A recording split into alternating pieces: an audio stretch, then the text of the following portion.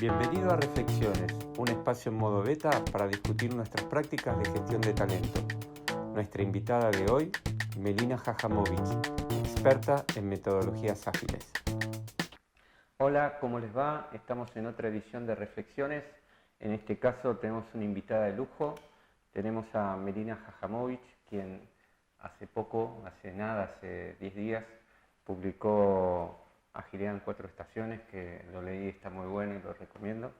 Y nada, nos acercamos y la idea es charlar un poco sobre algo que ella es un referente en el país, sobre agilidad. ¿Es así? Qué honor. Por favor, no, el honor es tenerte acá y que estés con nosotros. Meli, ¿qué es agilidad? Ahora que leíste el libro te lo puedo preguntar. Yo no podría hablar, pero vos me vas a sintetizar mejor. ¿Qué es agilidad? Para mí la agilidad es una filosofía, es otra forma de ser en el mundo y sobre todo otra forma de trabajar. Cómo encarar la forma en la que trabajamos, cómo encaramos los equipos, cómo encaramos las organizaciones en un mundo que está cambiando cada vez más rápido. Quedó bien en otra forma de actuar, pero primero empieza por otra forma de entender cómo movernos y cómo actuar los unos con los otros. Y cómo, es verdad, yo lo veo como un gran cambio de lente con el que tenemos que mirar el mundo, ¿no? Ahora, ¿cómo vos ves esto entró en las organizaciones? Uy, es difícil porque estamos hablando de un mindset antes de que de una metodología y es difícil cambiar el mindset de una organización. Al final estamos hablando de innovar en cultura. Es mucho más fácil cambiar las herramientas y las prácticas, pero necesitamos hacer un cambio más orgánico. Entonces, ¿cómo lo veo en las organizaciones? Que las organizaciones ya se despertaron, ya saben que hay algo que no está funcionando bien, aunque no saben muy bien qué es. Muchas organizaciones están comprando agilidad tampoco sin saber muy bien qué compran, básicamente porque está de moda. Pero también hay muchos que creen que hay una forma de trabajar que es mejor, que es posible, que saben que lleva tiempo desarrollar y que están encaminados en esa transformación, que es más de fondo. Ahora, vos decías algo que yo se lo preguntaba a Paula Molinari, que le digo, Paula, ¿por qué se llenaron de post-it todas las oficinas? O sea, de golpe, en 2-3 años, parece que si no hay post-its, no trabajamos. ¿Por qué? Los voy a ver, los voy a tocar y te voy a contar por qué me gustan a mí los post-its. Y después te voy a contar una anécdota si querés. El post-it tiene varias propiedades. Lo primero es que se adapta muy bien al cambio, porque yo lo pego, lo puedo mover y tiene otro poder, que es muy visual y que está al alcance de todo el mundo. Una cosa es tu cuaderno, que es tu cuaderno y son tus notas. Otra cosa es mi computadora, en donde están mis documentos, que aunque ahora sean todos compartidos, porque ya todos trabajamos en Drive, no es lo mismo si yo entro y veo tu documento, si ella entra en el documento o si todos estamos trabajando a la vez y viendo todo el tiempo cómo estamos trabajando. Entonces, la potencia del post-it tiene que ver con que sacamos las ideas que están en nuestra cabeza y las ponemos a la vista de todo el mundo. Es algo que es colaborativo y que además tiene un poder kinestésico. Lo puedo tocar.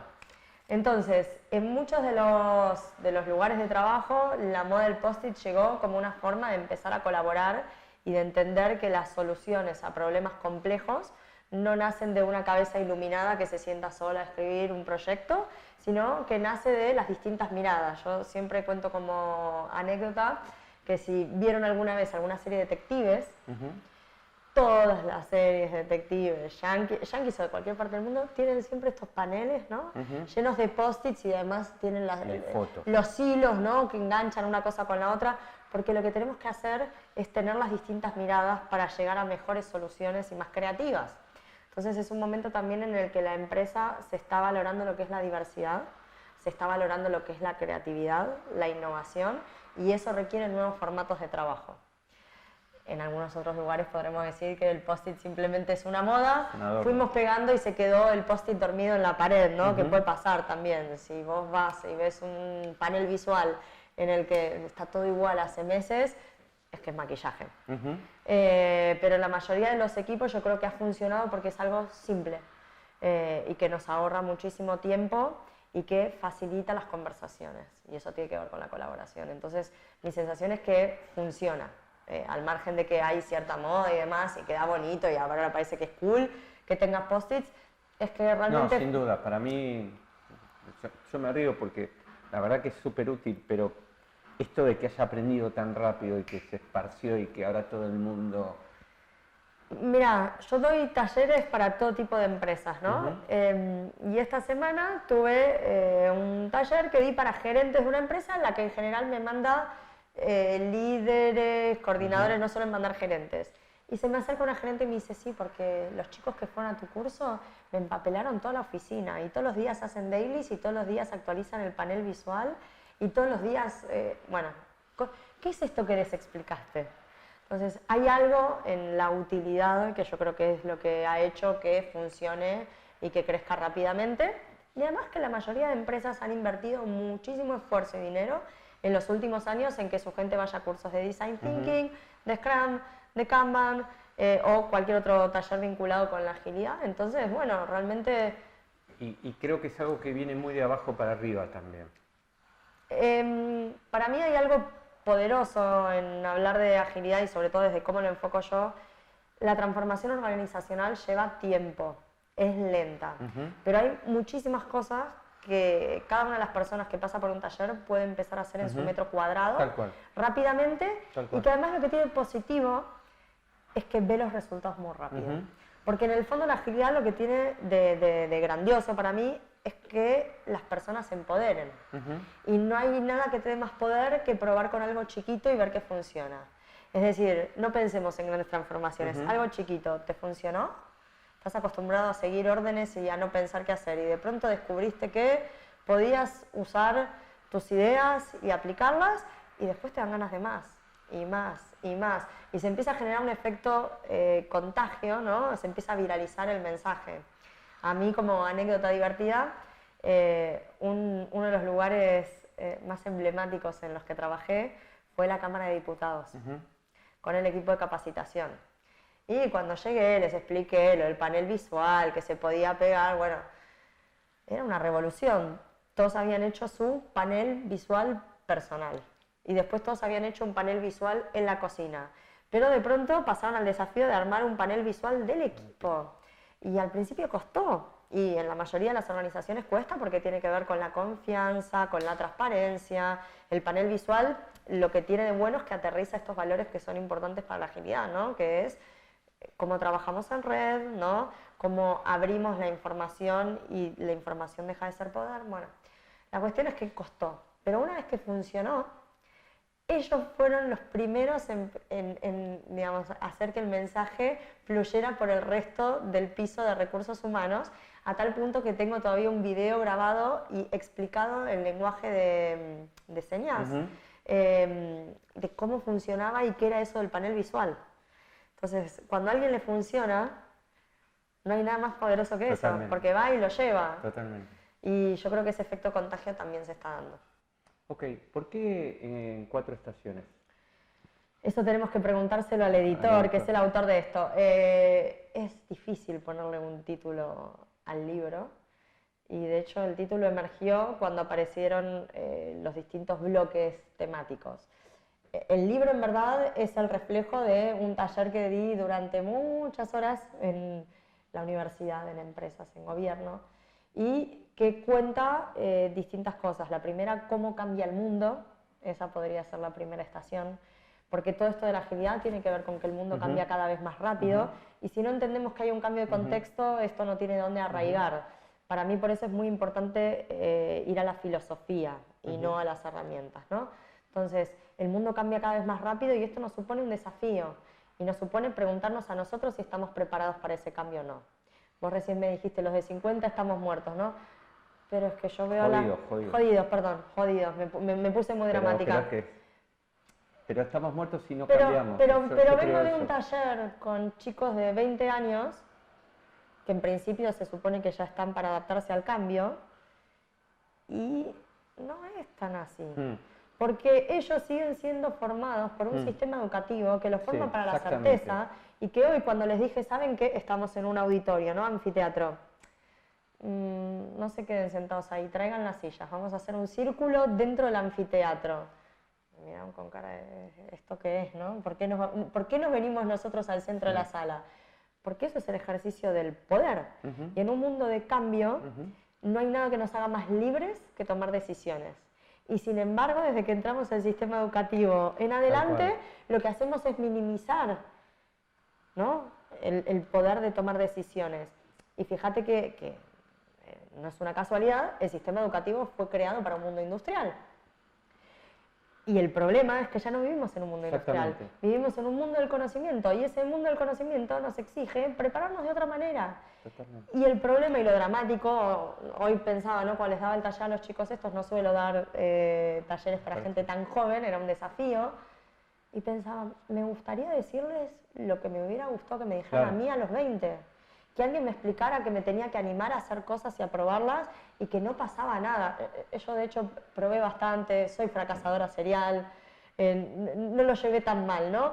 Nosotros lo estamos haciendo acá en vivo, todos los errores no los cometemos acá. Bien, fracasamos, y es parte de un mensaje también para dar, y yo lo veo ahora, ¿no? con mi hijo que tiene 3 años, que tiene que superar la frustración que le supone cuando las cosas no salen. Y cuanto más crece, empieza a aparecer esto, porque la verdad es que de momento, mirá, es un cabezotas que insiste cada vez que quiere algo, y bueno, a veces llora, pero en general se la banca. Pero hay un momento en el que esto se apaga. ¿Por qué? Por nuestras creencias, porque está mal fracasar, más en nuestra cultura latina, en la que el fracaso está muy mal visto, y es lo que venimos escuchando toda la vida. Lo más dramático para mí de todo esto es que genera mucho sufrimiento en las personas. Totalmente. Y vamos generando una cadena de sufrimiento en la que encima de los que estamos educando a las nuevas generaciones, ¿cómo les vamos a educar en algo distinto si nosotros no nos transformamos? ¿Cómo le vamos a pedir a ese sistema educativo que funciona con unas métricas y con unos indicadores que siguen siendo del siglo pasado?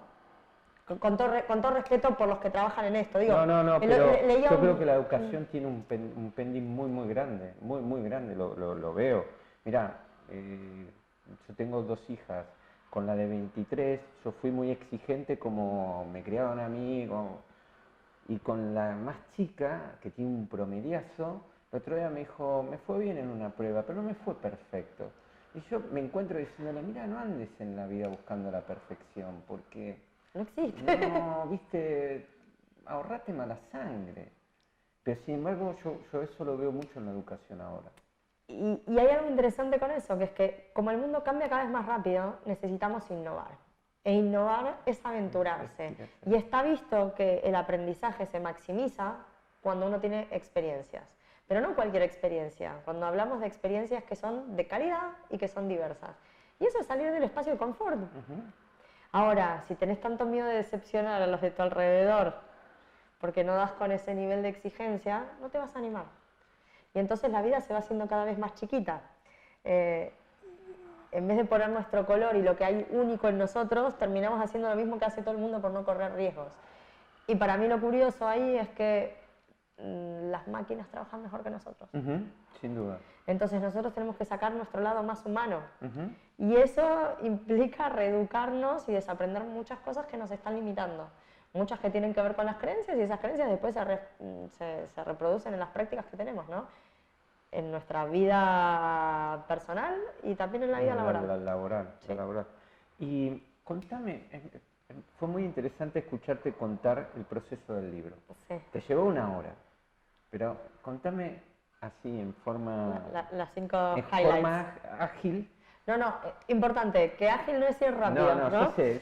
Bien, pero lo aviso para los que no lo saben, ¿no? Que tiene que ver con adaptarnos a los cambios. La historia del libro en 5 renglones. Es un libro que es el resultado de muchísimos fracasos, porque yo intenté traducir muchísimos libros de distintos autores que no están en español y que son como los popes de la agilidad. Ninguno me dio la autorización para que lo tradujera.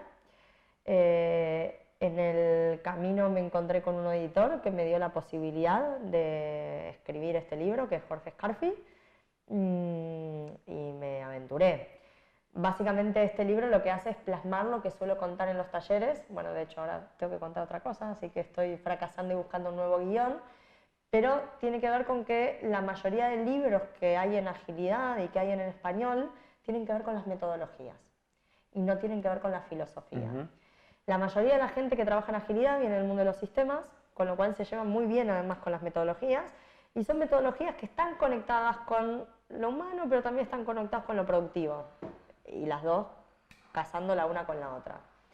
En mi caso, como yo soy un bicho raro, no vengo de sistemas, soy politóloga, tengo un máster en gestión de la innovación, yo sentía que esos libros no estaban reflejando el fondo de la cuestión.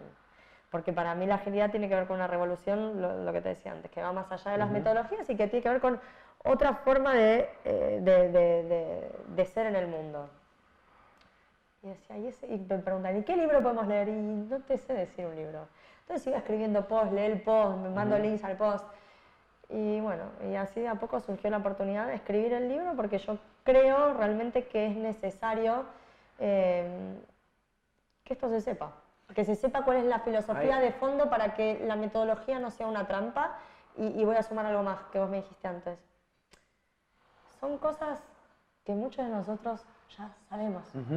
Muchos de nosotros éramos ágiles sin saberlo. Exactamente. Pero está bueno leerlo todo en un mismo lugar porque para mí la maravilla de los que crearon la agilidad, o por lo menos los que escribieron el manifiesto ágil, que es como nace la agilidad, es que lo redujeron a 70 palabras.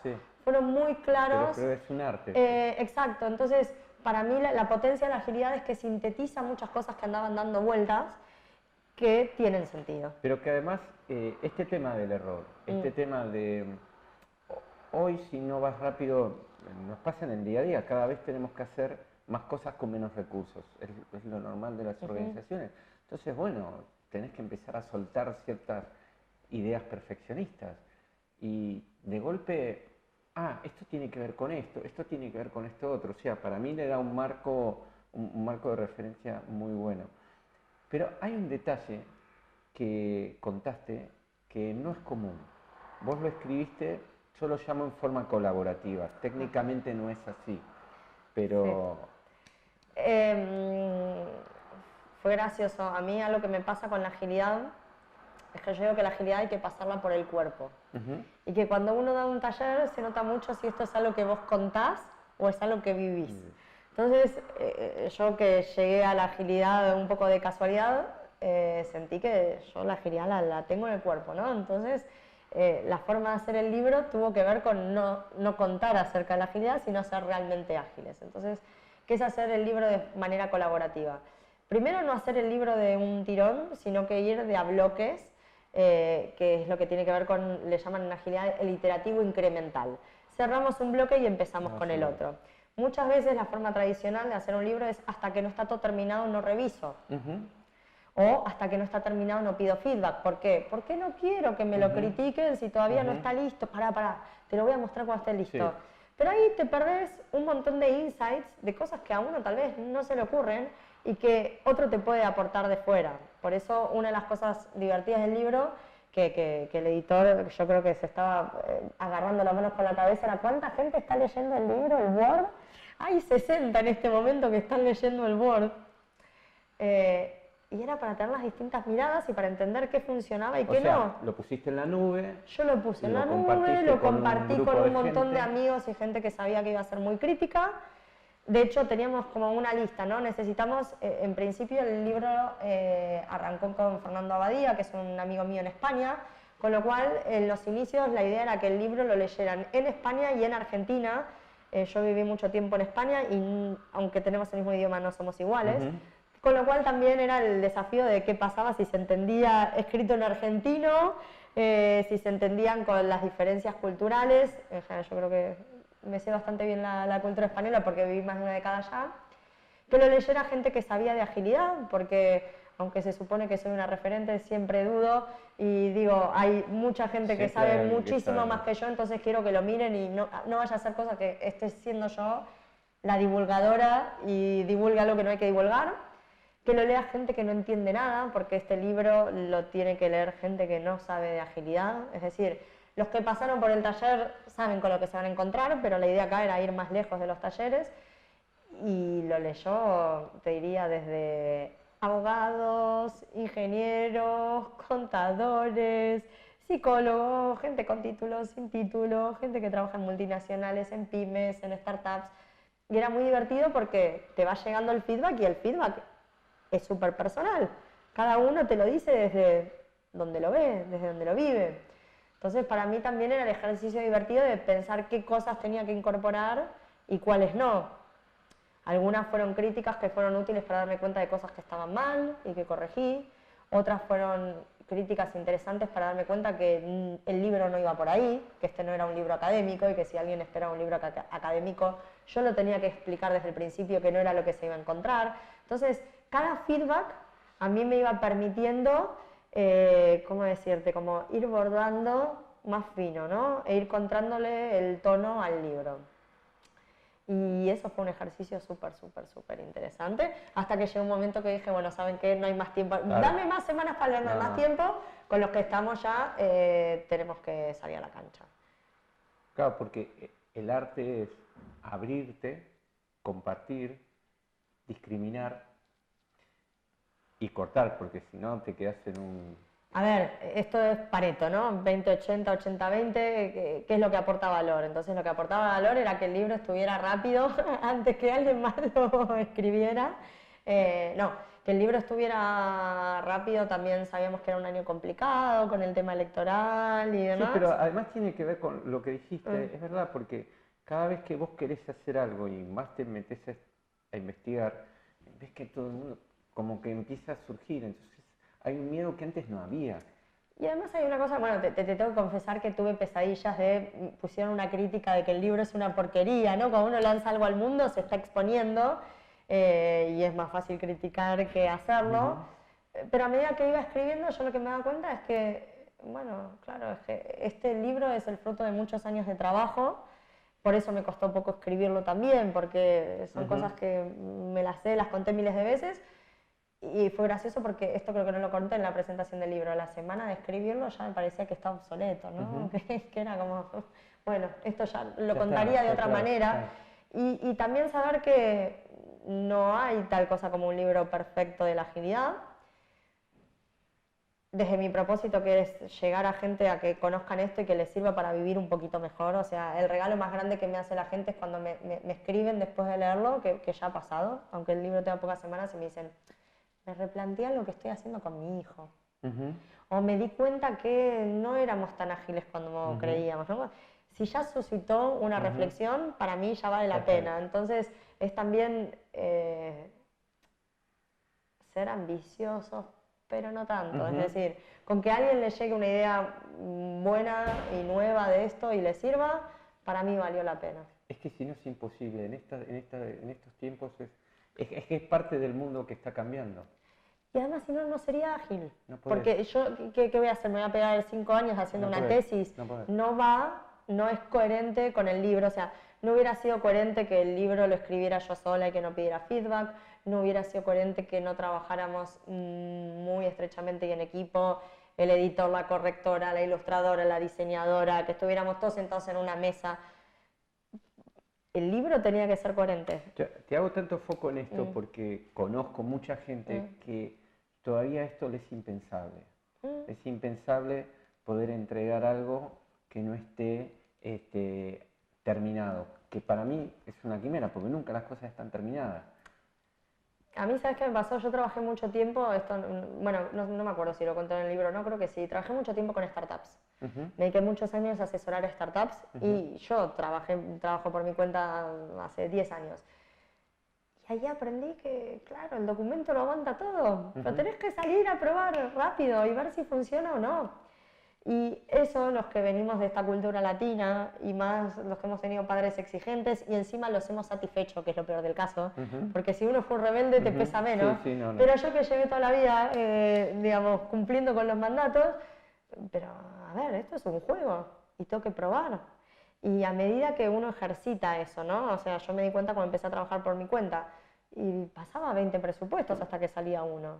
Y era que lo estaba haciendo mal, no, es que era parte del juego.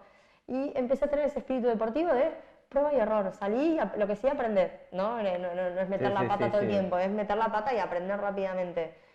Y vuelvo a la historia que te contaba de hoy, los chicos a la mañana, me la paso fracasando. Y a veces alguna de las moralejas es, no digas a toque sí, pero es que si no llevara desde los 20 años diciendo a toque sí, seguiría encerrándome en una cajita muy chiquita. El primer trabajo que tuve fue haciendo encuestas y yo era tímida, lo cual no parece.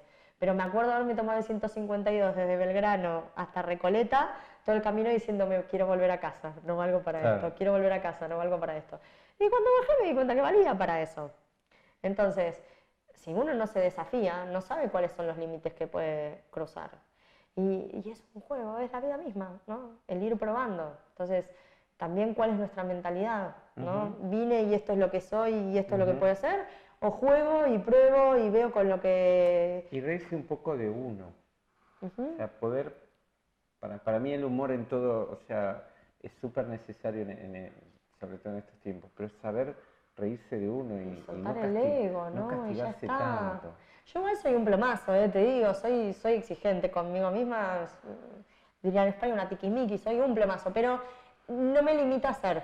Ese es el y punto. eso es importante, eso ¿no? Es aprender a convivir con algo que bueno, si vos tenés la trayectoria que tenés, es porque te exigiste y porque buscaste y porque estudiaste pero bueno, a pesar de eso, a pesar de nuestro bagaje, podés seguir y podés darle una vuelta, que es lo que yo creo, y por eso quería conversar con vos, porque creo que es algo que hay que difundir y compartir sobre todo con los colegas, los más rígidos, los más, ¿no? los más duros, que hay que entrarles de alguna forma. La gente está con ganas también. Yo me doy cuenta, muchas veces termina el taller o termina una charla y se acerca alguien y tiene los ojos vidriosos. Y es que hay un mensaje que está ahí y que están esperando a alguien también que les dé una mano y les diga, sí, vale la pena que te arriesgues, vale la pena que pruebes, vale la pena que te equivoques, disfrutar de este camino. Y esto a nivel de organizaciones es todo un reto. Y vamos un poco más a lo conceptual, dale. No volarnos tanto que nos encanta, pero que creo que es necesario. Contame esto, vos planteás el tema de las 4D del cambio. Sí. ¿Qué son? Eso fue una casualidad. Un día estaba dando clases y veo el pizarrón y estaba hablando, uno no cambia, porque si uno cambia, pues si hay algo que le duele, porque el cambio genera dolor. Entonces uno está dispuesto a cambiar si el dolor a cambiar es menor al dolor a seguir como estamos. Y tenía la descrita del dolor, ¿no? Y después me di cuenta que uno no cambia, porque si uno cambia porque hay un deseo que tiene, y tenía escrito deseo, ¿no? Y empecé a ver que tenía dolor, deseo, disparador, dilema, duelo, además siempre me aparecen más Ds, y de pronto dije, bueno, me acabo de inventar la teoría de las Ds, que creo que no la leí en ninguna parte, y para mí es importante porque cuando hablamos de agilidad estamos hablando de cambio. Y esto del cambio, ya lo venimos hablando, no es tan fácil, uno no cambia porque sí. Y en general estamos acostumbrados a decirles a los otros en qué tienen que cambiar, ¿no? Yo siempre digo que somos como ese amigo molesto que viene y te trae el consejo que nunca le pediste. Y en las organizaciones esto pasa muchísimo. Mandamos a la gente a cursos y le decimos lo que tiene que aprender, mandamos a la gente a las reuniones y les decimos qué tienen que hacer, le asignamos a la gente proyectos y elegimos nosotros. Y el problema es que eso no funciona. Eso no mejora la motivación, no mejora la productividad. Entonces, entender las Ds del cambio es entender también cómo funcionamos nosotros y cómo vamos a hacer para pasar a la agilidad o con cualquier otro cambio, ¿no? Entonces, ¿qué es lo que te duele en el día a día y por lo cual vos estás dispuesto a transitar a otra forma de trabajo? ¿O cuál es el deseo que tenés que tu forma de trabajar hoy no te está permitiendo llegar a eso? ¿Cuáles son los disparadores? Yo suelo decir con los disparadores que uno puede querer todos los lunes a hacer dieta, ¿no? Y llega el lunes y no hace dieta. Hasta que llega un momento que te saltó el botón del pantalón y eso te activa. ¿Qué es lo que te va a activar? ¿No? ¿Y cuál es el dilema que esto te va a generar? Porque es como un proceso psicológico, ¿viste? Hay algo que murió y genera dolor también, que eso muera. y hay un duelo que uno tiene que transitar y lo nuevo no nació. Y eso a mí me genera un dilema. ¿Qué hago? ¿Estoy dispuesta a soltar esto? Todavía no sé qué es eso nuevo. Entonces, todas estas cosas son las cosas por las que pasa la gente cuando tiene que experimentar algo nuevo. Y en general no las contemplamos. Creemos que se resisten al cambio, no se motivan, no nos entienden. Y el cambio, lo que tiene de maravilloso para mí las Ds es que las Ds son intrínsecas. Las Ds nunca vienen de fuera. Cada uno tiene sus Ds, que son sus Ds del cambio, de un cambio que desea, de algo que le duele, de algo que lo pone en acción. Y que es una labor súper artesanal, porque dos personas en el mismo equipo no tienen las mismas Ds y tienen que lograr un acuerdo, ¿no? Y esas mismas personas tienen que tener un momento de introspección para conectar con sus Ds, cosas que muchas veces no ocurre. Entonces, lo que es interesante para mí es pasar de este modelo de push a un modelo de pull en el que escuchamos. Porque en el momento en el que escuchamos desaparece la resistencia al cambio, desaparece el no se motivan, y lo que hacemos es empezar a crear cosas juntos, ¿sí? Hasta ahora las organizaciones han pasado por encima de las personas muchas veces. Ni bien ni mal, simplemente porque es como nacieron. El problema es que hoy ese modelo de pasar por encima de las personas no hace ni que las organizaciones sean más productivas ni que sean más sanas, sino que hace que la gente esté profundamente desmotivada, que no quiere ir a trabajar, que lo único que espera es el sueldo a final de mes y que en el fondo, esto ya es una perspectiva muy personal, genera no solo organizaciones sino una sociedad más tóxica en la que las personas están desconectadas de sí mismas. Sí. Y para mí eso es dramático, ¿no? Entonces empezar a cambiar el formato. Ayer leía un tuit de una persona que dijo: corregí un parcial domiciliario y encontré 10 plagios de Google. Y yo me preguntaba, claro, ¿qué sentido tiene que a esta altura del milenio vos estés pidiendo un parcial domiciliario en el que la gente tiene que cortar y pegar? Entonces, es empezar a conectar con lo profundo que hay en las personas. Porque si cada persona brilla lo máximo que pueda brillar, que es siendo quien es, ¿no? Y nosotros poniendo los recursos para que eso ocurra, las organizaciones funcionan mejor. Y la sociedad funciona mejor y el mundo funciona mejor, que en última instancia también es la idea, ¿no? Y el que no pueda funcionar con esto se irá a otra organización. Y no está mal tampoco. Tal cual, hay que encontrarlo. Lo que vos planteás, me estaba acordando cuando estuvimos en el Congreso de ADRA, el tema de la empatía. O sea, yo creo que, y lo hablamos muchos en estos espacios, que una de las cosas que se necesitan ahora es escuchar más. Ponerle el nombre que quieras, Employee Experience, agilidad, bla, bla. Pero pasa por esto, por escuchar a la gente, porque en definitiva viene de adentro, no viene de afuera. Y si no nos escuchamos, claro, después nos alienamos, y después nos vamos a las redes y tenemos el mundo fabuloso y maravilloso de las redes donde todo es lindo y bonito y las fotos son con sonrisa. Y con lo que hablábamos de las máquinas trabajan mejor que nosotros. Entonces, la empatía para mí es la clave, ¿no? Parece una canción, pero... Sí, y para mí hay dos cosas, la empatía, pero también, vamos a llamarle como la autoempatía, ¿no? La conexión con uno mismo para poder conectar con otros. Y tengo muy reciente los talleres que di esta semana, ¿no? Hasta ahora nos han dicho que lo que tenemos que aprender tiene que ver con los contenidos. Tenemos que aprender acerca de la materia, y hoy por hoy lo que más tenemos que aprender es sobre nosotros mismos y sobre el vínculo con los otros. Porque eso es lo que nos hace distintos a las máquinas. El autoconocimiento y el poder trabajar con otros colaborativamente es todo un desafío. Así que yo creo que ahí tenemos mucho trabajo. Abrirte a recibir feedback es un ejercicio que si no estás preparado te puede doler. O sea, inicialmente hasta que le agarres lo que vos planteaste, ¿no? Me lo contabas antes. Bueno, no me dolieron las críticas porque yo hace mucho que trabajo así y ya aprendí a filtrarlas. Pero eso es un ejercicio... Es gimnasia y es un hábito. El tema es que no estamos preparados. Insisto, seguimos con un mundo académico en el que nos premian o nos castigan por saber la lección. Y el desafío es muy grande porque cuantos más años tenés, más te cuesta desandar este camino que llevas transitando toda la vida, en el que hay que hacer lo que se espera de nosotros, ¿no? Y te cambio el tema, ¿qué sigue? ¿Cuál es el próximo desafío de todos los que tenés? Estoy con un montón de desafíos, porque dejé muchas cosas en el libro y entonces estoy en un momento de destrucción creativa en el que tengo que ver por dónde me lleva el olfato. Lo interesante es que el haber dejado todo en el libro me da más libertad para conectar con lo que a mí me gusta de la agilidad, que es que las personas se conecten consigo mismas, y que en el fondo es lo mismo con lo que vengo trabajando desde que trabajaba con startups, ¿no? ¿Cómo hacemos para vivir un poco más conectados y estar más felices?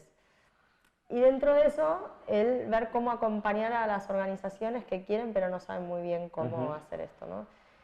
El próximo tema con el que me quiero meter, y así como me tira el olfato, es el tema del aprendizaje, que de hecho es casi como cierra el libro, ¿no? Porque siento que si no cambiamos la manera en la que aprendemos, va a ser difícil que cambiemos las organizaciones también.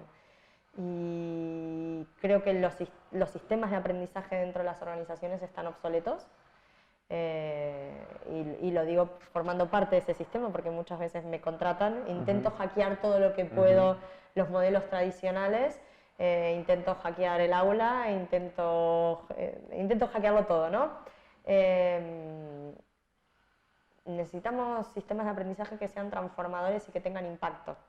Y hasta ahora nos quedamos en general en el indicador de realización, ¿no? de resultado, y lo que necesitamos es que realmente transforme algo. Hay muchas de las cosas que hacemos en el día a día que tienen que ver con maquillaje. No por maldad ni por desidia, sino porque no sabemos hacerlo de otra manera. Entonces yo creo que hoy tenemos un montón de recursos para empezar a hacer las cosas de otra manera si nos animamos, ¿no? Que es un reto grande. Sí, importante. Y cambiar la manera, por lo menos los que estamos de los dos lados, ¿no? Yo aprendo dando clases o dando talleres y aprendo también yendo a talleres. Hay que cambiar algo en la pedagogía para que ayudemos a que las personas vayan teniendo cada vez más poder en vez de menos poder. Y eso, para los que estamos en el mundo del aprendizaje, es soltar nuestro propio poder. Claro. Entonces, es muy desafiante todo el tiempo. Yo voy a dar talleres en los que no sé muy bien qué va a pasar, porque el control lo tiene la gente, los participantes, y no yo. Y ser coherentes en la forma y en el contenido, digamos. Si yo te estoy diciendo que esto es agilidad y es colaborativo y en el taller la única que hablo soy yo, la lógica de poder sigue siendo la misma. Porque la lógica del poder es en las aulas y en el management, es exactamente igual. Entonces, esto es muy desafiante porque hay que tocarle la lógica del poder a muchos. Y esta lógica del poder en la macro se reproduce en lo micro, ¿no? Y no por nada, creo yo, hay tantos cursos de coaching hoy por hoy, de liderazgo, porque no nos enseñaron. No nos enseñaron, como diría una amiga mía, Clemencia, no nos enseñaron a ser humanos, digamos, ¿no? Exactamente. Nos enseñaron otra serie de cosas. Entonces... Paradójicamente se trata de eso, de aceptarse humanos, cada vez más. Sí, y de disfrutar con eso también, ser un poco más autocompasivos con uno.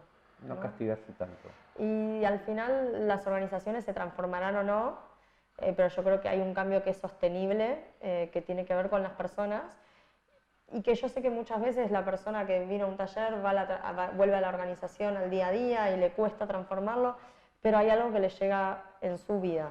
Que lo digo con humildad, no es que me sienta poderosa, pero esas pequeñas cosas en las que vamos cambiando y en las que vamos adquiriendo conciencia son las realmente revolucionarias. Después, bueno, la transformación organizacional da para todo un capítulo, ¿no? Porque nadie sabe cómo hacerlo. Y lo que pasa con la agilidad justamente es que es innovar en cultura. Nadie tiene una receta para innovar en cultura, porque es algo artesanal, porque no hay dos culturas iguales y porque además no puede venir el experto a decirte cómo tenés que innovar.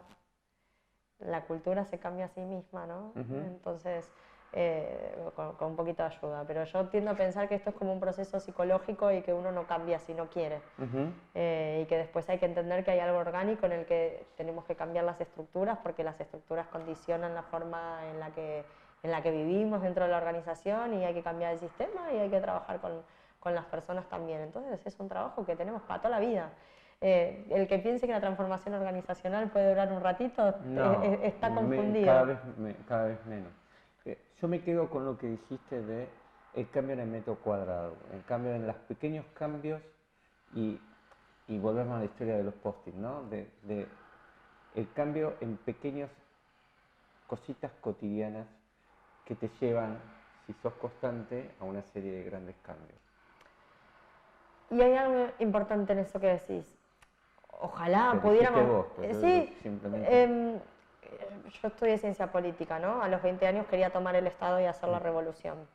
Con el tiempo te das cuenta que no vas a llegar al Estado ni a hacer la revolución, que aunque tomaras el Estado tampoco harías la revolución, y de pronto decís, bueno, ¿qué tengo al alcance, ¿no? ¿Cómo hago para que lo que está a mi alcance funcione un poco mejor? Y es verdad, tal vez hay cambios que los podríamos hacer más rápido, pero hay un cambio que, aunque se cambie desde el sistema, para mí no es tan poderosa como ese cambio chiquito, que es el recuperar el poder de uno. Tal cual. Ese es el que no tendríamos que negociar. Tal cual. Y ese es el que no tendría que parar y tendría que ser contagioso. Y yo insisto, no hay nada más contagioso que a alguien le brillen los ojos, porque te dan ganas de conectar con lo que a vos hace que te brillen los ojos, ¿no? Y ya está. Hay otra historia con el brillo de los ojos, pero lo vamos a dejar para otro momento. Dale. Meli, un placer enorme. Te agradezco un montón, un honor tenerte acá. No, gracias a vos por invitarme, un placer. Por favor. Bueno, la verdad. Muchísimas gracias. El próximo desafío, el próximo libro, ya sabes dónde lo vas a presentar. Perfecto, tenés mi palabra. Sí, no sé cuándo vendrá. Bueno, nos vemos en la próxima.